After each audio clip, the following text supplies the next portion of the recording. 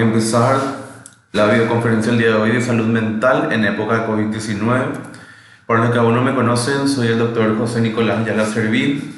Actualmente soy médico residente en la especialidad de psiquiatría clínica del Hospital de Clínicas de la Universidad Nacional de Asunción. Bueno, iniciando vamos a empezar con el concepto básico de lo que es la salud mental. La salud mental, según la Organización Mundial de la Salud, que es nuestro ente máximo, tenemos que tener en cuenta que abarca una amplia gama de actividades directa o indirectamente relacionadas con el componente del bienestar mental. Y que hay que saber que está incluido dentro de lo que era el concepto o la definición de la OMS de lo que era la salud, que era el completo estado de bienestar físico, mental y social, y no solo la ausencia de alguna afección o enfermedad. Tenemos que destacar que la salud mental siempre está relacionada con la promoción del bienestar, la prevención de trastornos mentales, el trastorno y la rehabilitación de las personas con dichos trastornos. Algunos datos o cifras de valor importante para destacar, que son justamente datos que nos brinda la OMS sobre el impacto en la salud mental a nivel mundial. Tenemos que tener en cuenta que los trastornos mentales neurológicos o por consumo de sustancias, entiéndase drogas, constituyen el 10% de la carga mundial de morbimortalidad y el 30% de enfermedades no mortales. Hay que tener en cuenta que 1 de cada 5 niños o adolescentes tiene un trastorno mental, yéndose justamente a lo que sería la parte de la psiquiatría infanto-juvenil. La depresión afecta a 264 millones de personas y una de las principales causas de discapacidad en el mundo, tanto con un deterioro cognitivo, laboral, social, académico, etc. Cada año se suicidan aproximadamente 800.000 personas. Se estima que cada 40 segundos una persona se quita la vida en el mundo. Tenemos que tener en cuenta que 1 de cada 9 personas tiene a su vez un trastorno mental, pero que ya pasa de una categoría más de moderado grave. Las personas que tienen estos trastornos mentales, ya sean graves, mueren 10 a 20 años antes que una población general, debido justamente a lo que sería el deterioro de muchos aspectos de su vida. Y la economía mundial también se va a afectar por alguna alteración de la salud mental. Ahora, por ejemplo, tenemos el ejemplo grande del COVID-19, donde, por ejemplo, hay justamente una recesión económica muy grande por el tema de los aislamientos y todos los síntomas que presentan las personas. Pero hay que destacar que no hace falta llegar a un punto de pandemia como el COVID-19. Un ejemplo muy básico que nos trae la OMS es que normalmente se pierde $1 billón al año en productividad tan solo por trastornos como la ansiedad y la depresión en la población a nivel mundial. Entonces, si vamos a hacer un versus entre lo que sería nuestra salud mental y el COVID-19, ¿tenemos una relación específica? Tenemos que tener en cuenta que hasta la fecha no hay ningún trabajo, publicación o investigación que demuestre que el COVID-19 tenga alguna relación directa con algún trastorno o episodio psiquiátrico. ¿Qué quiere decir eso? Que el COVID-19 no hay todavía ningún estudio manifestado que diga produce tal enfermedad en la salud mental o produce tal trastorno. Pero sí tenemos que tener en cuenta que las medidas de contingencia tomadas por varios países en la actualidad puede despertar, entre comillas, es decir, puede originar o puede exacerbar ciertos trastornos o episodios psiquiátricos debido a las situaciones dadas. Las medidas de contingencia como el aislamiento social, el encierro, la pérdida de trabajo, etc., tenemos que tener en cuenta que muchas personas pueden despertar algo que a lo mejor no se había manifestado antes y ser como un factor desencadenante por algún trastorno de la salud mental, o en las personas que ya estén con algún seguimiento pueden exacerbar los síntomas. Pero a todo esto nos llevamos a la siguiente pregunta: ¿cómo podemos proteger nuestra salud mental durante la pandemia de COVID-19? Tenemos que tener en cuenta que a pesar de que cada una de las personas reaccionamos en forma distinta ante situaciones estresantes o factores desencadenantes, en este caso tenemos una epidemia infecciosa como el coronavirus, puede generar ciertos rasgos comunes en la población en cuanto a lo que la salud mental se refiere o concierne. Tenemos que tener en cuenta que las situaciones derivadas del estado de alarma de la persona implican así que las personas experimenten síntomas derivados posteriormente como consecuencia del distanciamiento social que estamos teniendo. Esto viene provocado por múltiples factores, como por ejemplo el estado de salud propio, cómo me voy a sentir yo o de otros queridos, las consecuencias laborales que esto abarca, la incertidumbre por la situación y también por la soledad. Para afrontar, por ejemplo, vamos a usar el día de hoy una guía de consejos y recomendaciones establecida por la Sociedad Española de Psiquiatría, que es una de las sociedades más prestigiosas en cuanto a la parte de psiquiatría clínica, con más trayectoria y que sobre todo Ellos se basan siempre en guías y manuales muy bien elaborados y estructurados con muy buen tipo de trabajo para lo que sería justamente la parte de lo que sería cuidado de la salud mental. Entre ellos también tenemos que tener en cuenta que existe una necesidad de concienciarse sobre la situación, poniendo el foco en el riesgo que se puede causar a uno mismo y a los demás en su entorno si no se respetan las reglas indicadas. Tenemos algunas situaciones, sentimientos y emociones habituales que podemos sentir durante esta época de pandemia. Muchas veces tenemos una sensación de incertidumbre debido al continuo flujo de información que tenemos sobre COVID, conlleva de forma necesaria momentos de pánico o indecisión, y esto no afecta a niños, sino también que puede afectar a adultos. Sobre todo porque se desconoce cuánto aún va a durar la situación, cómo va a terminar, el desenlace, etc. También podemos tener sentimientos de miedo, tensión, ansiedad y pánico. Es habitual y absolutamente comprensible que la sociedad tenga miedo a contagiarse, a contagiar a los demás, y el confinamiento puede generar tensión entre los distintos miembros de la familia. Muchas veces la persona al estar encerrada ahora mucho tiempo en las casas genera más conflictos interpersonales porque hay un mayor estado de irritabilidad debido a los cambios en el comportamiento, debido a las condiciones de aislamiento, y eso puede generar incluso algunos problemas en las relaciones interpersonales. Tenemos que tener en cuenta que el aislamiento de los seres queridos también es algo que afecta. Por ejemplo, los niños están acostumbrados a vivir con otras personas.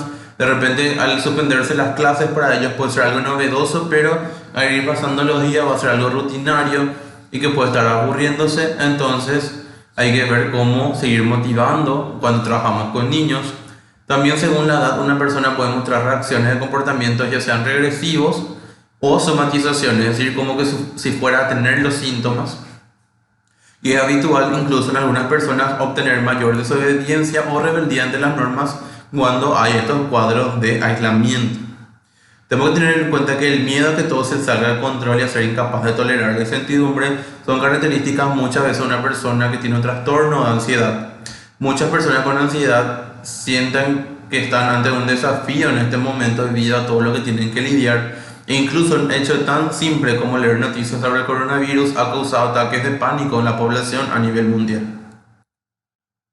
Tenemos que tener en cuenta que la crisis provocada por el COVID-19 ha asumido en el mundo en una nueva incertidumbre, y justamente las constantes noticias sobre la pandemia pueden parecer de repente interminables o que están afectando la salud mental de muchos. Sobre todo hay 4 trastornos básicos que vamos a reconocer, que es importante que sepamos identificar y que ver que se pueden estar manifestando en demasía durante esta época, como los trastornos de ansiedad.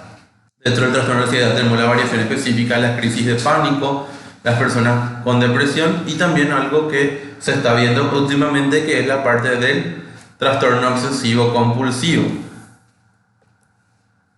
¿Cómo vamos a identificar un cuadro de ansiedad? La ansiedad se define por el DSM-5, que es el manual justamente para el diagnóstico de lo que tiene justamente con la parte de lo que serían las enfermedades de la parte de psiquiatría clínica. Tenemos que tener en cuenta que la ansiedad se define como una ansiedad y preocupación excesiva que constantemente va a tener una persona, tiene una expectación aprensiva, es decir, que comúnmente está ansiosa por saber qué va a pasar, está esperando para ver qué va a ocurrir, le preocupa qué va a venir. Sobre acontecimientos o actividades futuras, el individuo le resulta difícil controlar su estado de constante preocupación. La ansiedad y la preocupación pueden asociarse a algunos de estos síntomas. Por ejemplo, inquietud o impaciencia, la persona tiene menos paciencia al hacer sus cosas, suele estar más inquieta, le cuesta mucho quedarse en su lugar, fatigabilidad fácil, está desganada, dificultad para concentrarse, en un momento puede llegar a tener la mente en blanco, la gente se puede encontrar más irritable, tener mayor tensión muscular, que esto a su vez puede desencadenar posteriormente en cefaleas, alteraciones del sueño, que es bastante importante, podemos tener un insomnio, y también eso hay que clasificar otra vez si es para conciliar el sueño, es decir, para empezar a dormir, o para mantener el sueño, es decir, si una vez que ya estamos dormidos, nos despertamos varias veces durante la noche, dormimos entrecortados. Entonces, ¿qué pasa? Ahí tenemos que ver si tenemos insomnio de conciliación o de mantenimiento, o incluso puede haber personas que tengan los dos tipos, y también lo definen como un sueño no reparador. Tenemos que tener en cuenta que tener ansiedad es una parte, vamos a decir, normal de lo que sería el ser humano. Pero la ansiedad ya se vuelve patológica cuando provoca un malestar clínicamente significativo o un deterioro en las actividades de la persona, es decir, cuando ya afecta su funcionalidad, tanto a nivel social, laboral o de otras áreas importantes de la actividad del individuo. Estas alteraciones que presentamos tenemos que tener en cuenta que no deben deberse a efectos fisiológicos de una sustancia, por ejemplo un fármaco o una enfermedad médica que puede generar estos síntomas, como el hipertiroidismo, por ejemplo. Yéndonos al segundo cuadro, que son los ataques de pánico. Los ataques de pánico son situaciones donde se empieza a comenzar en forma súbita, sin advertencia, aparecen en cualquier momento. Los ataques de pánico son justamente unos ataques que tienen muchas variantes, que siempre suelen tener un factor desencadenante que hay que saber reconocer, y sobre todo a reconocer ayuda mucho a que la persona pueda manejar para evitar crisis posteriores. Pero los síntomas suelen alcanzar un punto máximo donde la persona se siente muy agobiada en cuestión de minutos. Después el ataque de pánico va decayendo en cuanto a la sintomatología, en su intensidad y frecuencia. El ataque finalmente desaparece y puede sentirse la persona fatigado o exhausto. Dentro de los síntomas y signos más frecuentes de un ataque de pánico encontramos la sensación de peligro o de fatalidad inminente, miedo a perder el control de la muerte, la persona tiene sensación de que se va a morir o tiene el miedo de que algo malo le pase, taquicardia y palpitaciones, sudor, temblores o sacudidas, falta de aliento, opresión en la garganta, escalofríos, sofocos, náuseas, calambre abdominal, dolor de pecho y de la cabeza. Por ejemplo, tiene un dolor opresivo a nivel del tórax, mareos, sensación de desvanecimiento, desmayo, sensación de entumecimiento, hormigueo, e incluso en algunas ocasiones puede tener sentimientos de irrealidad o de desconexión. Otro justamente que quería mostrarle el día de hoy era el tema del trastorno obsesivo compulsivo, como vimos hace rato. Y vamos a definir lo que serían, qué son obsesiones y qué son compulsiones. Las obsesiones son aquellos pensamientos, impulsos o imágenes recurrentes y persistentes que experimentan en algún momento del trastorno como intrusivos o inapropiados y causan ansiedad o malestar, es decir, lo que va pensando o lo que piensa o se imagina la persona. Los pensamientos, impulsos o imágenes no se reducen a simples preocupaciones excesivas sobre problemas de la vida real, o sea, son algo muy importante para la persona y van más allá de simples preocupaciones. La persona intenta ignorar o suprimir estos impulsos o imágenes o intenta neutralizarlos mediante otros actos, es decir, la persona procura no sentirse afectada por ellos, y la persona reconoce que estos pensamientos e impulsos son producto de su mente, justamente. Y las compulsiones son los comportamientos que usamos para contrarrestar las obsesiones. Por ejemplo, el lavado de manos, comprobar las puertas o actos mentales como rezar, contar, repetir palabras de carácter repetitivo. Es decir, las obsesiones son las ideas que tenemos y las compulsiones son las actividades o comportamientos que tenemos para calmar las obsesiones. Por ejemplo, tenemos la obsesión de que toda mi mano está muy contaminada y mi compulsión va a ser lavar la mano en muchas ocasiones. Entonces, hay que destacar que justamente la persona que presenta esto ha reconocido que estas obsesiones o compulsiones incluso pueden resultar excesivas o irracionales. Las obsesiones o las compulsiones provocan un malestar clínico significativo, representan pérdida de tiempo, incluso más de 1 hora diaria en la actividad normal de la persona, o interfieren marcadamente con la rutina diaria del individuo en sus relaciones laborales, académicas o su vida social. El trastorno no debe deberse a un efecto fisiológico de una sustancia, por ejemplo una droga o una enfermedad médica. Este es un esquema bastante interesante que tenemos justamente el trastorno obsesivo compulsivo, donde tenemos el pensamiento intrusivo, es decir, tenemos la idea o la imagen recurrente que nos viene a la mente, que justamente genera la incomodidad en la persona. Esta incomodidad se transmite y se manifiesta con signos y síntomas de ansiedad, que son lo que ya citamos anteriormente, y para calmar esta ansiedad la persona procede a hacer la compulsión, es decir, procede a hacer los comportamientos que cree que va a ayudarle a calmar lo que sería el pensamiento intrusivo o la obsesión. Una vez que hacemos los comportamientos de la compulsión, esto te genera un alivio a la persona, pero lastimosamente este alivio es temporal, solamente dura un tiempo. ¿Por qué? Porque nuevamente vuelve a aparecer la obsesión como un pensamiento intrusivo y vuelve a repetirse este ciclo. Es, vamos a decir, un ciclo constante, razón por la cual tiene una afectación importante en el estado mental de la persona. Entonces, debido a esto que estuvimos viendo, estos trastornos, ¿cómo podemos proteger nuestra salud mental actualmente? La Organización Mundial de la Salud dio a conocer ciertos consejos importantes para proteger la salud mental durante el brote y fue bien recibido por la mayoría de las naciones implementadas por sus países. Primero vamos a empezar con la información confiable. La información confiable entendemos justamente que tenemos que saber limitar la cantidad de tiempo que pasamos leyendo, mirando cosas que de repente no nos hacen sentir mejor. Muchas veces estamos muy preocupados, muy trastornados y nos pasamos viendo noticias y eso puede generar más angustia. Inclusive algunas normas recomiendan elegir un momento específico para leer una noticia. Por ejemplo, a las 8 de la noche todos los días veo noticias o qué pasó sobre el COVID en mi país o en el mundo, pero no ver todos los días, todo el día. ¿Se entiende? Entonces esto ayuda muchas veces a orientar, a hacer un comportamiento, ayuda a disminuir los síntomas de ansiedad y también en parte seguir informado, pero de una mejor manera ordenada y estructurada. Hay mucha desinformación circulando, por eso hay que mantenerse informado también por fuentes confiables, muy importante, como los sitios web de los gobiernos o instituciones públicas de salud. Para eso le traigo los ejemplos básicos. Siempre es bueno buscar páginas confiables de organizaciones importantes que tenemos, por ejemplo la Organización Mundial de la Salud como ente máximo, buscar justamente aquellos que son los organismos reguladores de la salud en cada país, el Ministerio de Salud Pública, el Ministerio de Sanidad o el ente regulador más importante que tenga con relación a la salud cada país. Y también, por ejemplo, si queremos ver información internacional, tenemos el Centro para el Control y Prevención de Enfermedades de USA, la CDC, donde tenemos información a nivel internacional. Otro valor importante es pausar las redes sociales. ¿En qué sentido?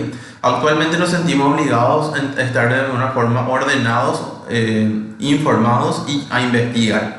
Pero al mismo tiempo las redes sociales se detectó que pueden ser un factor desencadenante de muchas personas en crisis de ansiedad o ataques de pánico. Hay que tener en cuenta las cuentas que se sigue. Si hace falta, mucha gente a veces utiliza hashtags relacionados al tema del COVID, por ejemplo, y esto genera que te salten más y más información que incluso muchas veces puede ser falsa. Entonces hay que tener en cuenta si hace falta silenciar palabras clave o incluso silenciar ciertos grupos de WhatsApp, ocultar publicaciones que sabemos que pueden ser no fidedignas y al contrario trabajarnos a nivel de la salud mental y ocasionarnos problemas posteriores. Las redes sociales más que se utilizaron o que se más transmiten información por COVID según las estadísticas a nivel mundial son Facebook, Twitter, Instagram y WhatsApp. Entonces también se recomienda justamente utilizar recursos en línea. Dentro de los recursos de línea tenemos por ejemplo las páginas de noticias. Buscar páginas de noticias serias, viables, por ejemplo la BBC, CNN, Red Globo, etc. También obviamente como somos parte científica, basarnos en los avances científicos de las revistas científicas, The Lancet, New England Journal of Medicine, Nature. Está justamente, entonces ahí podemos ver información fidedigna sobre los ensayos clínicos, las comprobaciones de medicamentos, los avances en vacunas, etc. Para también no guiarnos o hacernos a veces falsas ilusiones o incluso desilusionarnos por algo que no está ocurriendo. Y también podemos recurrir a las sociedades científicas y médicas que cada país o cada región o continente tienen sus entes reguladores y transmiten información de carácter fidedigno. Algo que tenemos que cuidar muchísimo son estos, que son justamente los fake news, que son justamente los mensajes falsos. Tener mucho cuidado con lo que se comparte en las redes sociales. Acá les traigo unos ejemplos. Por ejemplo, tengo información de, por ejemplo, esta es una conversación de WhatsApp de un grupo X, donde se tiene, por ejemplo, información de que se va a hacer algo con relación al coronavirus. También justamente información falsa donde crea desesperación y pánico. Por ejemplo, acá en esta información mencionaba que los super se iban a cerrar, que los gobiernos iban a cerrar todo, que la gente se iba a quedar desabastecida. Entonces se genera obviamente un ataque de desesperación en la población. También justamente esto es una línea de Twitter donde encontramos, por ejemplo, que hablan de que esto es simplemente una guerra biológica para eliminar gente, abren hilo y comentan un relato. Está también incluso no creer todo lo que se ve en la televisión. Es muy importante tener un pensamiento crítico y objetivo ante estas situaciones. Otra forma frecuente que podemos cuidar justamente como una medida de higiene, pero que también hay que cuidar, es el lavado de manos. Hay que lavarse la mano, sí, siempre, muchísimo y justamente con un buen lavado de manos, con el tiempo correcto, la forma correcta, pero no en exceso. ¿Por qué aclaro esto? Porque de repente hay personas que ya tienen el trastorno obsesivo compulsivo y algunos tipos o cuadros de ansiedad.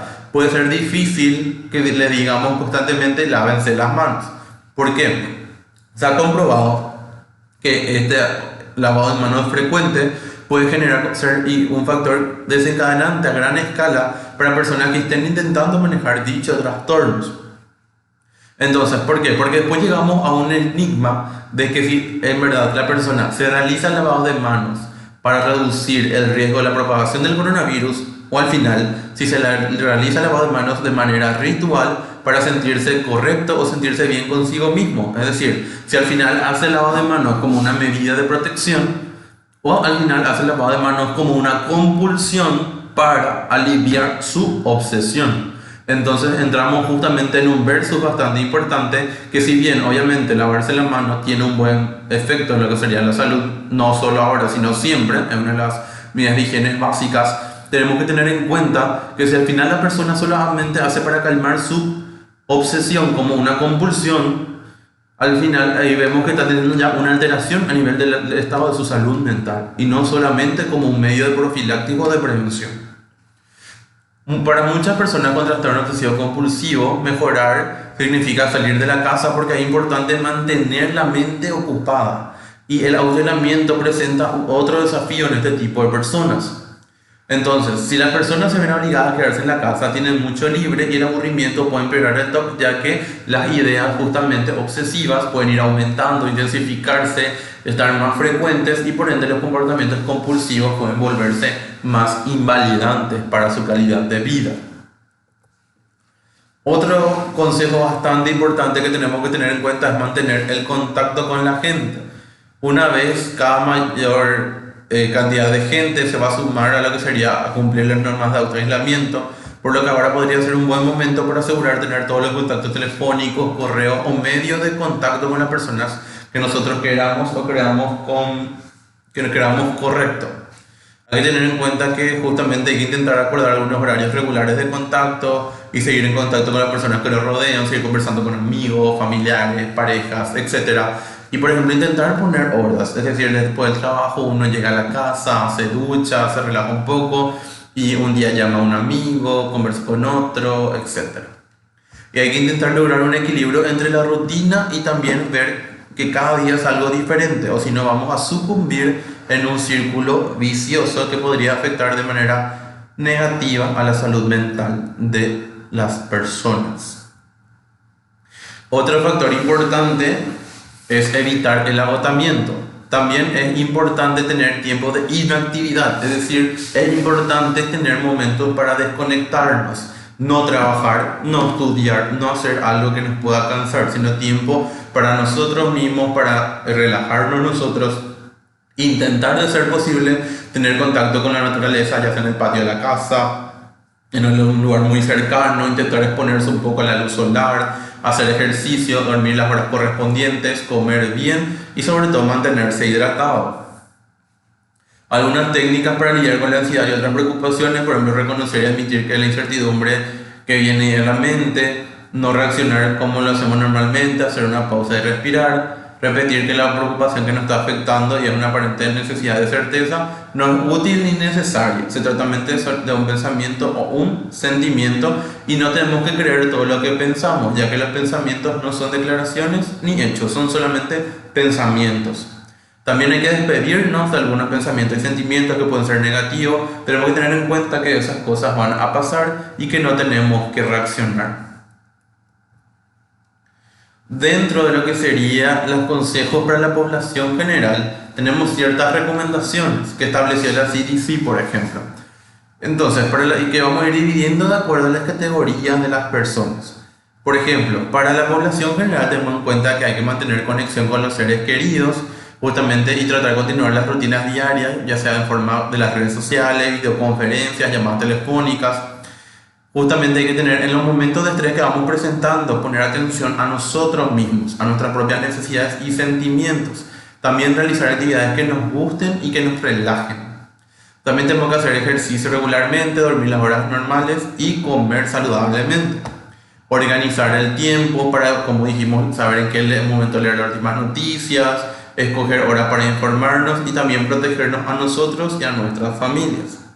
También no hay que relacionar la enfermedad con ninguna nacionalidad o grupo étnico, incluso tenemos que practicar mucho más lo que sería la empatía y también buscar la manera de compartir historias y experiencias positivas. Esto me parece muy importante. Tenemos que intentar no solo compartir lo malo del COVID, la cantidad de muertes, la cantidad de afectados, la cantidad de desempleados. Es importantísimo, sí, nadie va a negar eso, pero también tenemos que intentar rebatir las cosas positivas, es decir, por ejemplo, y darle un énfasis especial a la cantidad de recuperados, los países que van avanzando en sus fases, los países que tienen menos infectados, los países, las historias de superación, las historias de recuperación, por ejemplo, cuando hay algo nuevo que se probó, que cierta terapéutica funciona en tal persona, apoyar también eso, no siempre ver lo malo, sino ver lo bueno también para fomentar la esperanza y también el pensamiento positivo, y eso va a ayudar también mucho a la calma personal. Cuando hablamos específicamente de algunos consejos para el personal de salud o personal de blanco, hay que tener en cuenta que es normal sentir estrés en una situación como la que se vive en este momento, mucho más para las personas que se van a los hospitales.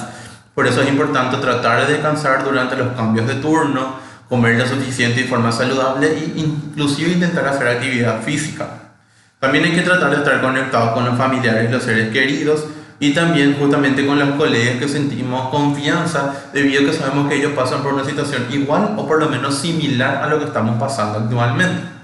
Tener una buena comunicación con el equipo de trabajo para que se puedan monitorizar los turnos. Además, siempre es importante ver en los centros asistenciales apoyo psicológico de salud mental en esta época para el personal de blanco también. Nunca olvidar el estado de la salud mental también del personal de blanco en estas situaciones.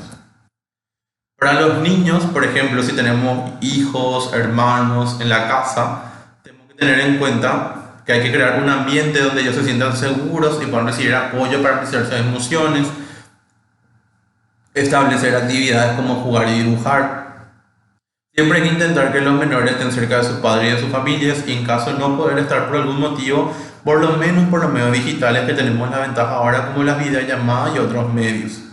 Las rutinas que hacemos con los niños tienen que tener tres aspectos principales en la casa: socialización, que es compartir; los juegos para que se distraigan, pero también no olvidar el factor de aprendizaje, no hacer que estamos en un proceso de aislamiento y no en un proceso de vacaciones.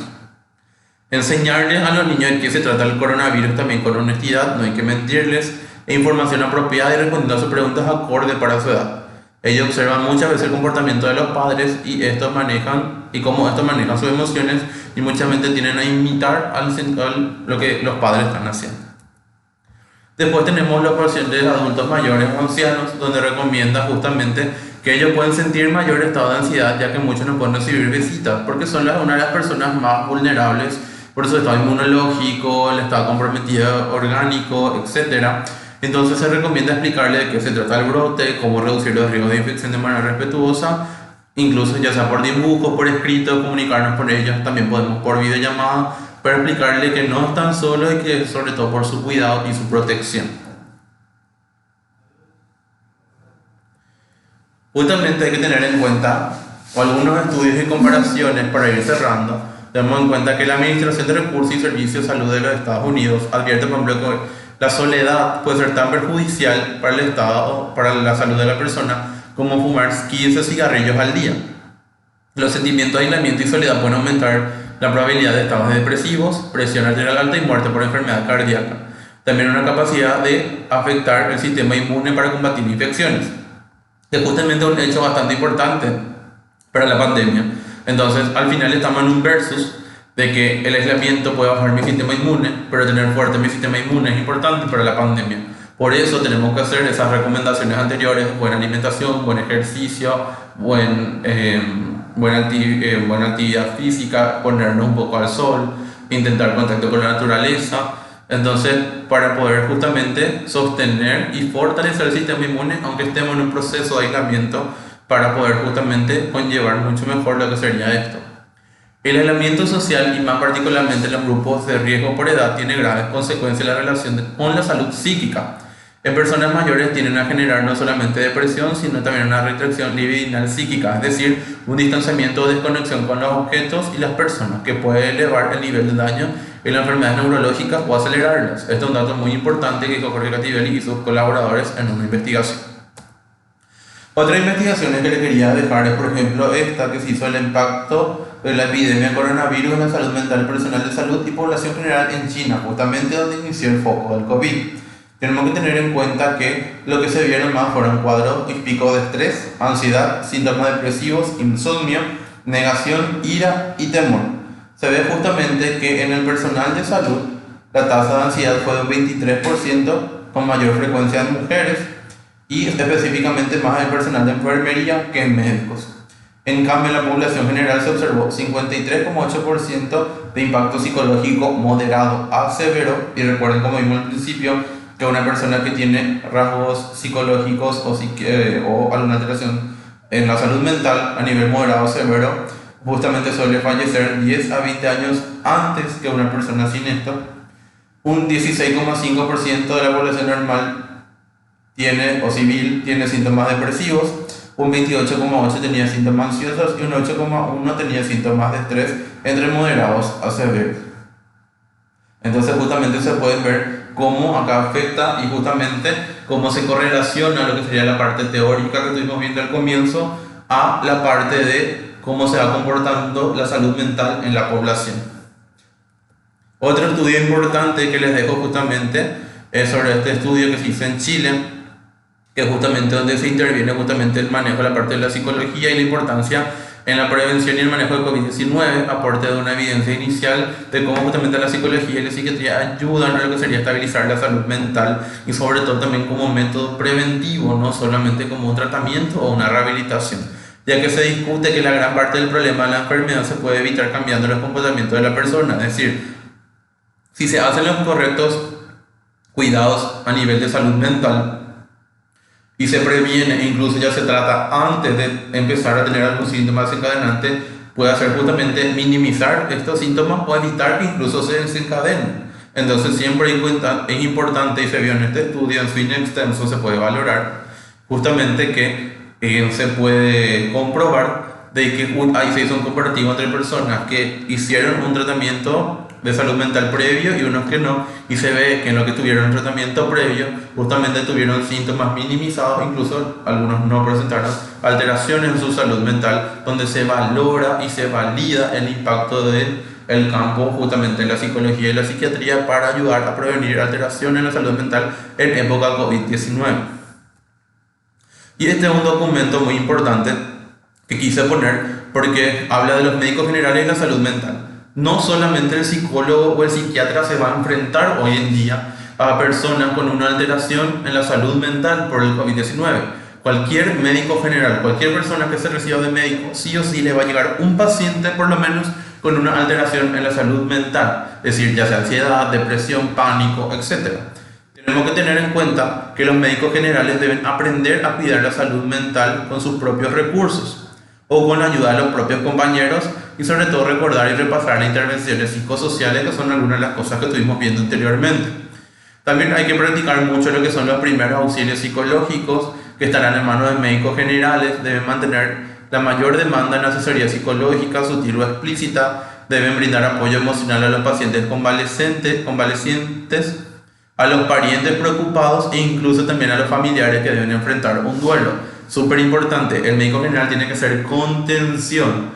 Esa es una de las categorías importantes que van a tener que hacer contención, ya sea al paciente, al enfermo, lo que sería el familiar del paciente o incluso aquellos que estén experimentando un duelo por pérdida. Y hay que tener en cuenta que la pandemia de COVID-19 seguirá como un estresor hasta que nosotros no tengamos una vacuna o una medicación específica para dicho virus. Es decir, siempre va a ser un factor desencadenante que va a estar constante. Entonces, justamente hay que tener en cuenta que nosotros tenemos la labor de la contención siempre, pero mucho más ahora que va a durar todo este periodo. Bueno, chicos, espero que les haya gustado la charla de hoy. Espero que les haya servido darle en cuanto a algunos tips, algunos de los trabajos de investigaciones, cómo identificar a las personas que de repente tienen algún tema o alguna alteración en la salud mental, cómo ver algunos signos y síntomas, a dónde pueden acudir y demás. Entonces, si tienen alguna duda o algo más para especificar, no hay ningún problema. Pueden facilitarme sus cuestionamientos a través de la gente de la organización, o también acá les dejo justamente lo que son mis redes sociales o algún teléfono de contacto donde pueden especificarme algunas dudas, o de repente si quieren que le pase las guías de la Sociedad Española de Psiquiatría donde yo había sacado parte del material, o que tienen otras guías que obviamente no se puede compartir por falta de tiempo.